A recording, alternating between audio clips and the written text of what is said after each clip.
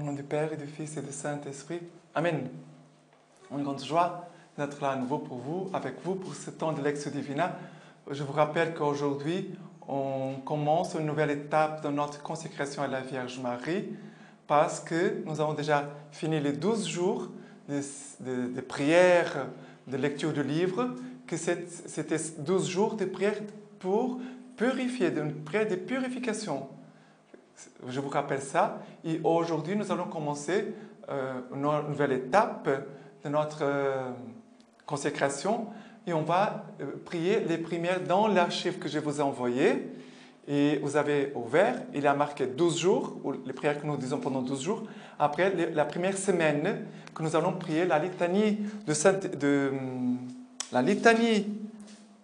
à la Sainte Vierge et aussi la litanie du Saint-Esprit. OK? Ces deux prières. OK? Et voilà, aujourd'hui, nous sommes le 23 janvier, samedi. Et la première lecture d'aujourd'hui, c'est Hébreux, chapitre 9, versets 2 à 3 et aussi versets 11 à 14. Une tente, en effet, la tente intérieure, avait été dressée. Là se trouvaient les chandeliers, la table et l'exposition des pains. C'est elle qui est appelée les saints. Puis, derrière le second voile, était une tente appelée Saint des Saints. Le Christ, lui, survenu comme grand prêtre des biens à venir, traversant la tente plus grande et plus parfaite, qui n'est pas faite des mains d'hommes, c'est-à-dire qui n'est pas de cette création, entra une fois pour toutes dans le sanctuaire, non pas avec du sang des boucs ou des jeunes taureaux, mais avec son propre sang. Nous ayons acquis une rédemption éternelle. Si en effet du sang des boucs et des taureaux et de la cendre des génisses, dont on asperge ceux qui sont souillés, les sanctifie, en leur procurant la pureté de la chair, combien plus le sang du Christ, qui par un esprit éternel s'est offert lui-même sans tache à Dieu, purifiera-t-il notre conscience des œuvres mortes pour que nous rendions un culte au Dieu vivant. Voilà qu'ici, on nous parle encore sur le sacerdoce du Christ, mais le Christ pénètre dans le sanctuaire céleste.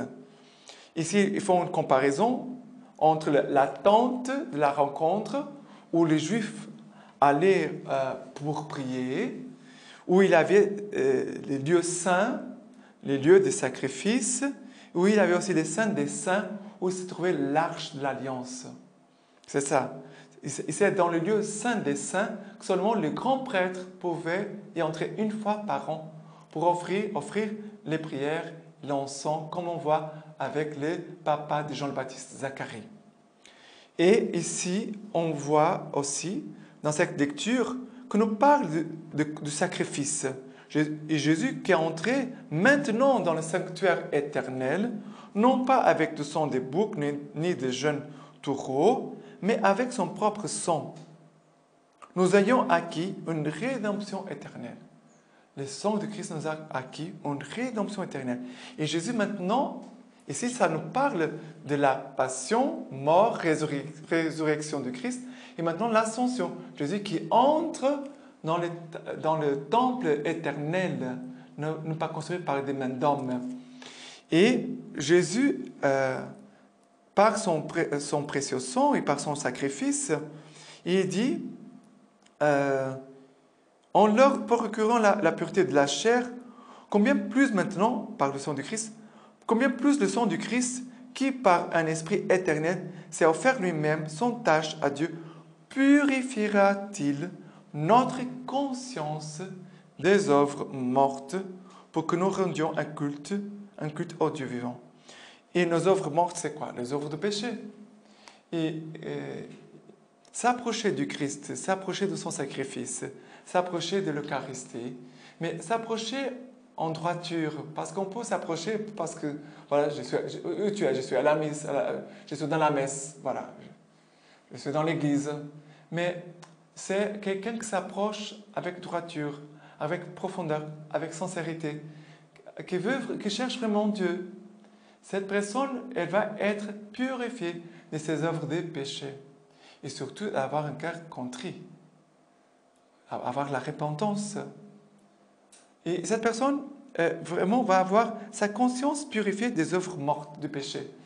Et vous savez, souvent, notre conscience, elle obscurcit. Parfois, nous pouvons avoir même conscience, j'ai commis un péché, mais nous n'avons pas comme conscience, peut-être, nous n'avons pas le regret encore du mal que ces péchés vont produire dans le cœur de Dieu, dans l'Église, dans le monde. Parce que notre péché n'est pas quelque chose d'individuel. Notre péché, il a aussi des conséquences au niveau du monde. C'est comme la pandémie. Une personne a été tombée malade et maintenant nous voyons toute cette pandémie, toute cette maladie dans le monde. Mais ça a commencé avec une personne. Cette maladie a commencé avec une personne. Mais pour le péché, c'est la même chose. Et nous devons travailler notre conscience. Pourquoi la lecture divine est importante? Pourquoi l'examen de conscience chaque soir est important? Pourquoi la vie spirituelle, de prendre de temps de retraite, une lecture spirituelle bonne, un bon livre spirituel, un bon accompagnement spirituel, nous aide à travailler notre conscience des œuvres mortes pour que notre conscience puisse être éclairée, puisse être remplie de la présence du Saint-Esprit de Dieu. OK?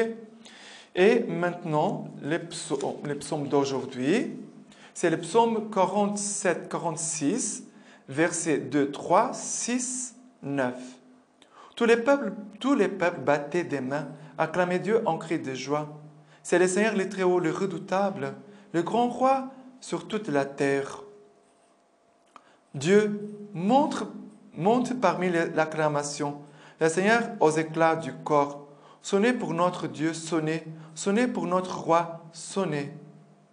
C'est le roi de toute la terre. Sonnez pour Dieu, qu'on l'apprenne. Dieu y règne sur les païens. Dieu siège sur son trône de sainteté. Mais ce trône de sainteté que Dieu veut établir, c'est aussi dans ta conscience. Notre conscience, je parle encore de la conscience. Pourquoi? Parce que si on ne travaille pas la conscience, il n'y a pas la lumière du Christ dans notre vie. La foi, elle vient de notre intelligence. La foi n'est pas là, on nous disperse. La foi, elle vient dans notre intelligence. Et la foi, elle éclaire notre intelligence pour que nous puissions voir les réalités de notre monde selon le regard du Christ, selon la volonté de Dieu. Regardez, notre intelligence, la foi qui vient dans notre intelligence pour nous faire voir les choses, mais aussi la lumière du Saint-Esprit qui vient dans notre conscience pour nous faire voir nous-mêmes comment nous vivons, quelle est la valeur que nous donnons aux choses, aux personnes, à Dieu, à la foi, à l'Église, à l'Eucharistie, à l'adoration, à la parole de Dieu. Plus le Saint-Esprit éclaire notre lumière, plus nous allons prendre soin des choses sacrées, des choses saintes. Et par conséquent, notre vie changera. Notre vie change. Pourquoi? Parce que nous comprenons quelle est la valeur des choses selon la volonté de Dieu. Nous comprenons la valeur de notre vie, de notre existence à partir de Dieu. Beaucoup de monde dit, mais je remercie beaucoup Dieu pour la vie, pour la santé. Oui, mais plus encore pour ce que Dieu est en toi. Tu es ce sanctuaire où Dieu habite. Voilà, c'est le psaume.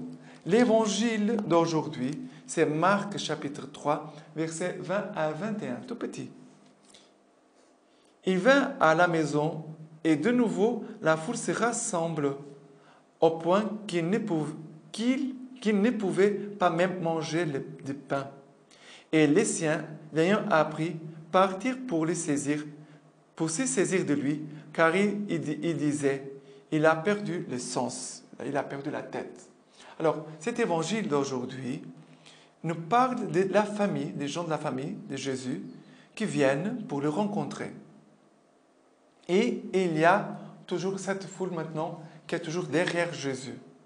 Et Jésus n'a même pas le temps pour manger. Quelqu'un qui aime Dieu et qui aime le bien des âmes, que veut le salut des âmes, parfois il peut même oublier, tellement il s'oublie de soi-même, parfois il peut même oublier de manger. Regarde, bien sûr qu'on doit faire attention. On doit manger, on doit dormir pour avoir la santé. Ok. Mais ça montre les ailes, l'amour. Jésus, il avait tellement les ailes pour le salut des âmes, pour le bien de ces brebis qui étaient là comme perdues, des brebis qui n'ont pas de berger, que Jésus, avec ses disciples, parfois oubliait même de manger. Sa famille ne comprenait pas. Il croyait même qu'il avait perdu la tête. Il a perdu le sens. Pourquoi cet évangile est important? Parce que les gens ne comprennent pas toujours notre vie spirituelle, ne comprennent pas toujours notre façon de vivre la foi, ne comprennent pas. Et nous ne pouvons pas leur faire comprendre. Moi, si je veux faire comprendre à tout le monde le fait d'être consacré, d'être prêtre, d'avoir quitté mon pays, d'avoir quitté mon travail, tous mes projets de vie, et que je vis la façon de vivre aujourd'hui que le Seigneur m'a donnée, par ma communauté Semence du Verbe, mais les gens ne vont pas tout comprendre. Il y a des gens qui vont comprendre, mais il y a d'autres qui ne vont pas comprendre.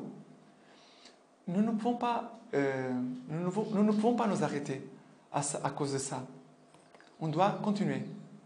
Même la famille de Jésus disait, il est fou, il est fou.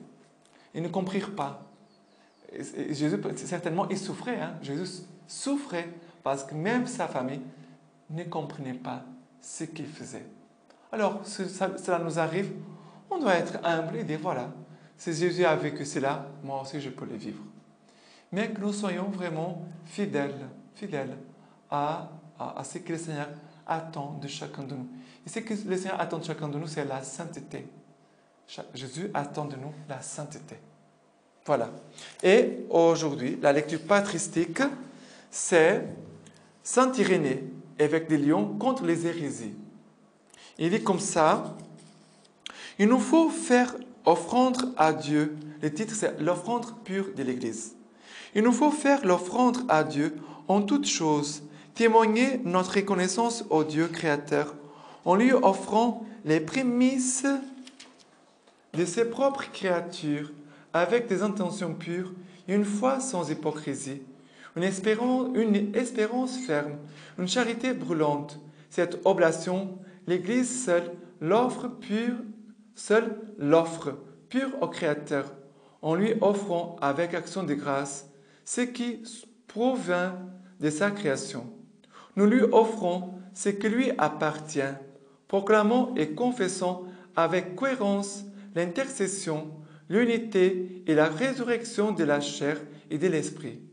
Le pain qui vient de la terre, après avoir reçu l'invocation du Seigneur, n'est plus du pain ordinaire, mais l'Eucharistie, constituée de deux choses, l'une terrestre et l'autre céleste. De la même manière, nos corps qui participent aussi à l'Eucharistie ne sont plus corruptibles, mais portent l'espérance de la résurrection. C'est beau. Notre corps qui participe à l'Eucharistie ne sont plus corruptibles, mais portent l'espérance de la résurrection. Voilà, et aujourd'hui, nous revenons à la consécration à la Sainte Vierge Marie, selon le traité de Saint-Louis Grignon de Montfort. Et nous sommes maintenant à la première semaine. Nous avons passé les 12 jours. Maintenant, nous commençons la semaine.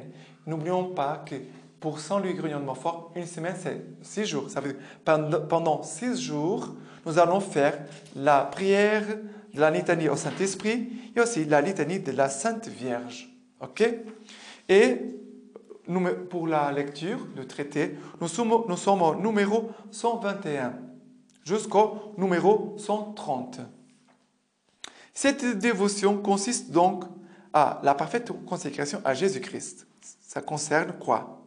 Cette dévotion consiste donc à se donner tout entier à la très sainte Vierge pour être tout entier à Jésus-Christ par elle.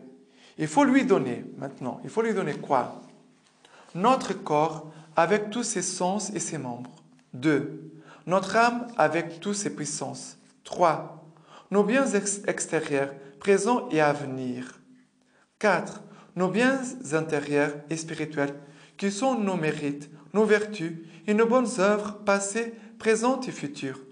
En deux mots, tout ce que nous avons dans l'ordre de la nature et dans l'ordre de la grâce, et tout ce que nous pourrons avoir à l'avenir, dans l'ordre de la nature ou de la grâce ou de la gloire, et cela sans aucune réserve, pas même d'un dénier, d'un cheveu et de la moindre bonne action, et cela pour toute l'éternité. Et cela sans prétendre ni espérer aucune autre récompense de son offrande et de son service que l'honneur d'appartenir à Jésus-Christ par elle, quand cette aimable maîtresse ne serait pas, comme elle est toujours, la plus libérale et la plus reconnaissante des créatures. 122. Ici, il faut remarquer qu'il y a deux choses dans les bonnes œuvres que nous faisons savoir: la satisfaction et les mérites, autrement de la valeur satisfactoire ou empêtratoire, et la valeur méritoire. La valeur satisfactoire ou empêtratoire d'une bonne œuvre, c'est une bonne action en tant qu'elle satisfait à la peine due au péché, auquel obtient quelques nouvelles grâces. Maintenant, il explique qu'est-ce que c'est cette valeur satisfactoire. Okay?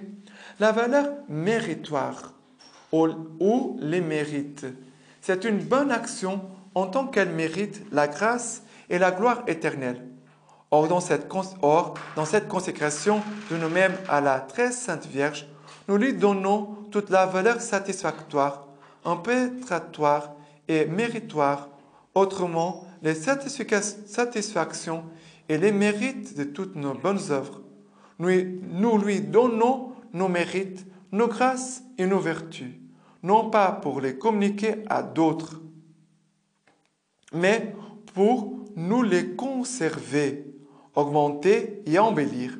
Comme nous dirons encore, nous lui donnons nos satisfactions pour les communiquer à qui bon lui semblera et pour la plus grande gloire de Dieu.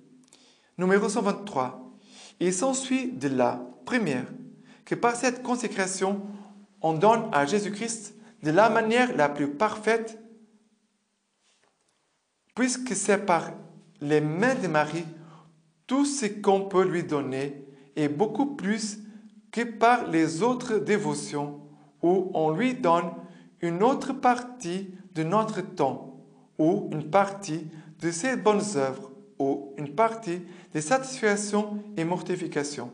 Ici, tout est donné et consacré jusqu'au droit de disposer de ses biens intérieurs et les satisfactions qu'on gagne par ses bonnes œuvres de jour en jour. Maintenant, il est en train d'expliquer qu'est-ce qui se passe dans cette consécration et qu'est-ce que nous sommes en train de faire pour que nous puissions avoir conscience. Deuxième, il s'ensuit qu'une personne qui s'est ainsi volontairement consacrée et sacrifiée à Jésus-Christ par Marie ne peut plus disposer de la valeur d'aucune de ses bonnes actions. Tout ce qu'il souffre, tout ce qu'il pense, dit et fait des biens appartient à Marie, afin qu'elle en dispose selon sa volonté, selon la volonté de son Fils, et à sa plus grande gloire. C'est très important ici.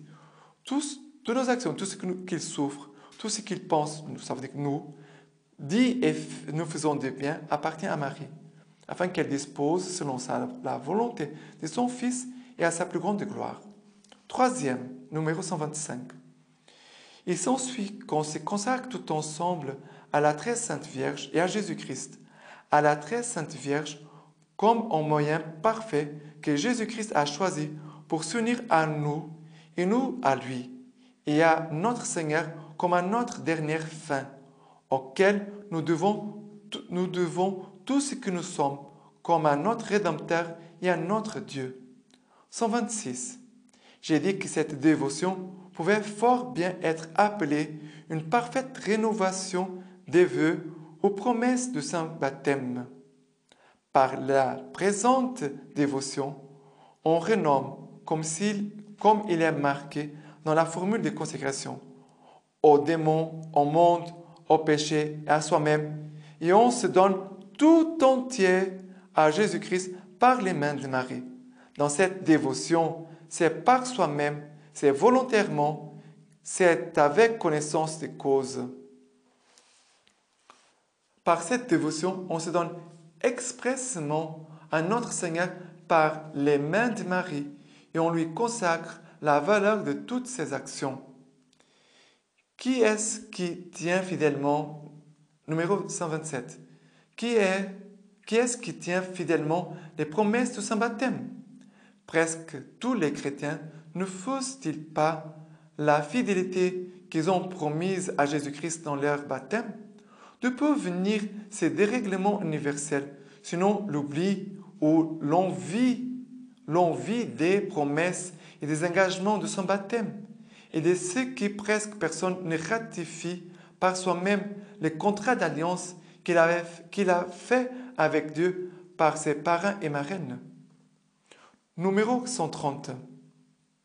L'expérience même nous montre que le meilleur moyen pour remédier au dérèglement des chrétiens est de les faire ressouvenir des obligations de leur baptême et de leur faire renouveler les vœux qu'ils y ont fait.